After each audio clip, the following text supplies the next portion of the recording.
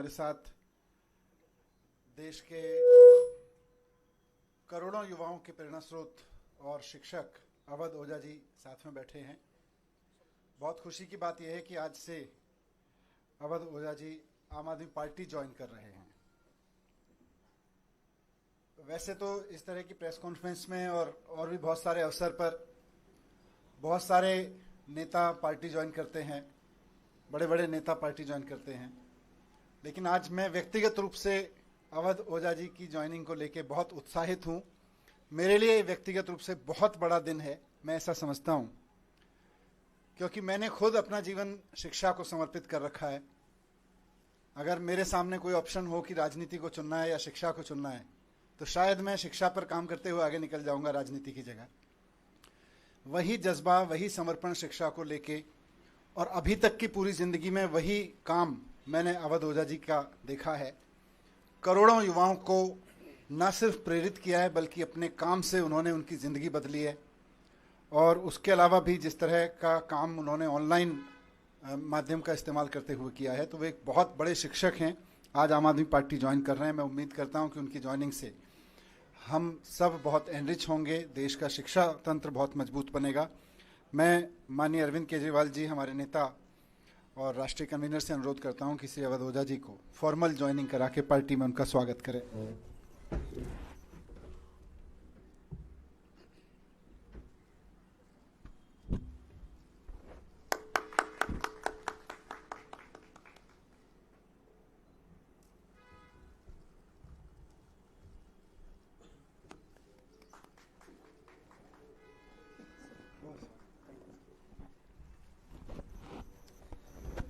मैं अब सर से अनुरोध करूंगा कि 2 शब्द इस अवसर पर कहें। अवध ओझा जी। जय हिंद फ्रेंड्स। सबसे पहले मैं आम आदमी पार्टी और आम आदमी पार्टी के सर प्रमुख अरविंद केजरीवाल जी, मनीष सिसोदिया जी, सबको सहृदय से धन्यवाद देता हूं कि उन्होंने मुझे राजनीति में आकर शिक्षा के लिए काम करने का अवसर दिया है।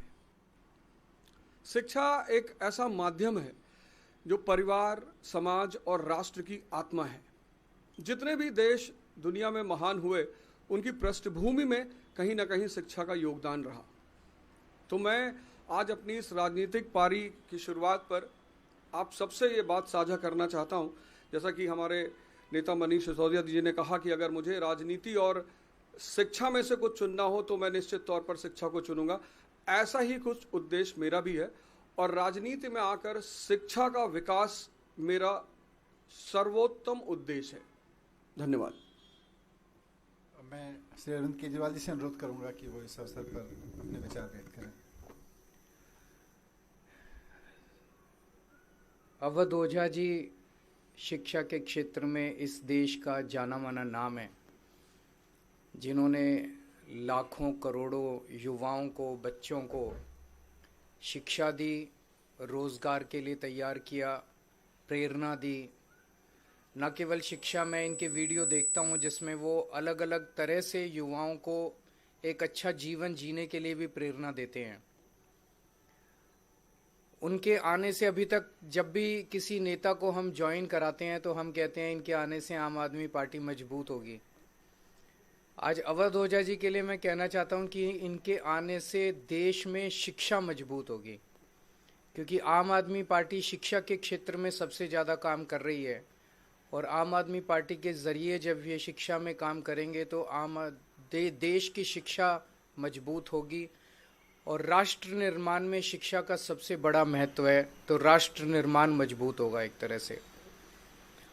हमारी कोशिश ये रहती है कि जिन क्षेत्रों में आम आदमी पार्टी, जो आइडियोलॉजी हमारी है, भ्रष्टाचार निरोधक, शिक्षा, स्वास्थ्य, इन क्षेत्रों में जो भी अच्छे लोग हैं जो काम कर रहे हैं, उनको राजनीति में लाया जाए ताकि राजनीति में आके वो अपना और ज़्यादा योगदान दे सकें।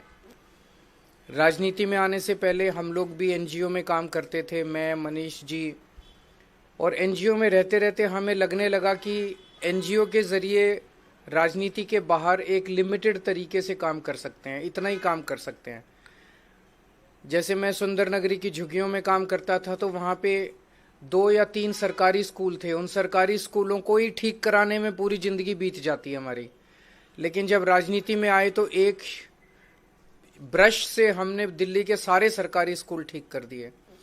तो अवध ओझा जी अब जब राजनीति में आए हैं तो वो शिक्षा के क्षेत्र में, रोजगार के क्षेत्र में खासकर एक बहुत अहम भूमिका निभाने वाले हैं, जिससे दिल्ली को और देश को बहुत फायदा होगा। तो मैं तहे दिल से अवध ओझा जी का पार्टी में स्वागत करता हूं।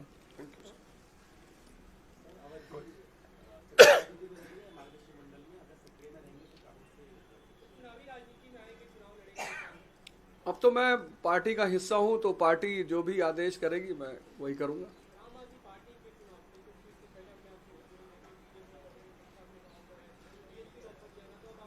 आपने आम आदमी पार्टी की जो शिक्षा का विकास धारा है, सिर्फ उसमें एक आध पॉइंट अगर आप देख लें कि 97% रिजल्ट है 12th का गवर्नमेंट स्कूल का। एक साल में तो 99% आया था। एक साल में 99%। 2015 में सिर्फ 15 लड़कों ने, गवर्नमेंट स्कूल के लड़कों ने IIT मेंस क्वालिफाई किया था। इस बार 783। और मेरा यही कहना है, मैं तो हमेशा ये नारा देता हूं कि शिक्षा शेरनी का दूध है, जो पिएगा वो दहाड़ेगा। और डॉक्टर सर्वपल्ली राधाकृष्णन जी कहते थे कि 2 क्षेत्रों में देश के अच्छे दिमागों को आगे बढ़ना चाहिए, एक शिक्षा और एक राजनीति।